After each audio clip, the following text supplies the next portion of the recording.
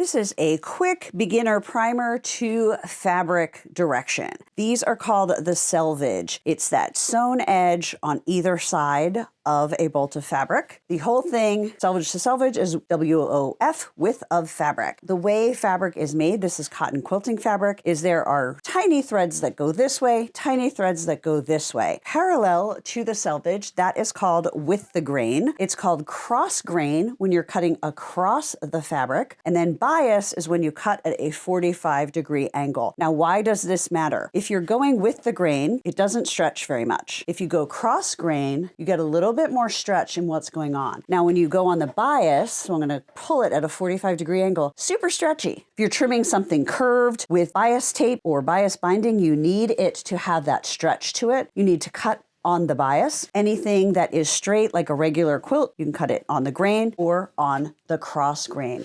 So that is what the three main things you need to remember about fabric are: grain, cross grain, bias, and why it matters. It all has to do with the stretch.